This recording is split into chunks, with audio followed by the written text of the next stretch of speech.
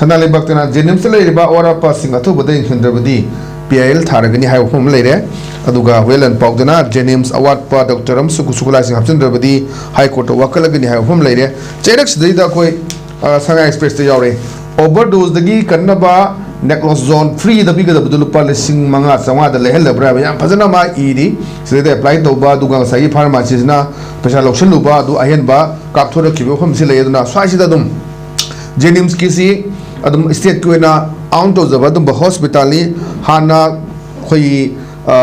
governing body leidana makhoi gi be leide toramba singdu state paisa laga torbodagi ahuma kayam su lakre ana JINIMS ki awa-tapa leiba koi gi sorry neurogi aduga te to me ama leo me am sing ji ko report pu mun lu swai aduga swai sida khoi gi overdose pa kambu singda lem da phanga da ba hidak aduga khoi masari bamandu da phanga da ba hidak si palising manga sanga da lehel labra ka bagi hana pharmacy na pesa lokchelurga kona handuru bagi receive ka kona na yam phajana pause phajana phonge ana JINIMS hospital gi ona su leiri bisi da hena mayam ama sida state ki ona sida tamdana dagi nominee khandana mayam MBBS tambagi ofum su leiri bina JINIMS ta su sum bagi awa-tapa leiramba on the other hand aduga swaida khoigi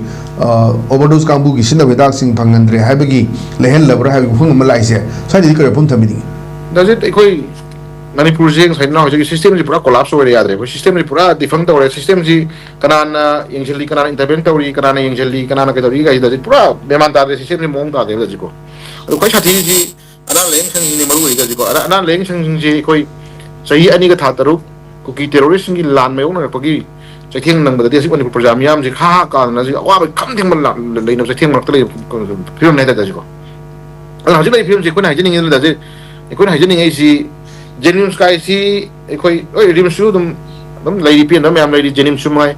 building phajaba kan yaroi da ji building phajaba kan yaroi da ji ko ko na ju ujaba matam da JINIMS kumba rims kumba je ta sena Manipur gi oina haji lady pusi mahing si da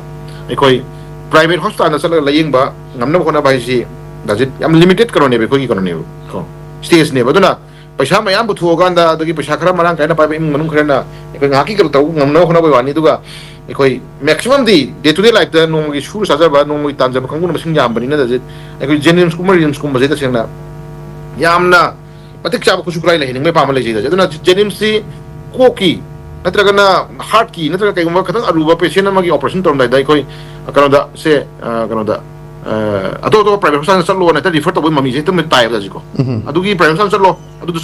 sa lo kan ta ha bi suna kan da family amana lupa lising mga am taram kunung kuthani fi ngai pajira to thapuk to private hospital ka da lupa lam sang yani sang om sang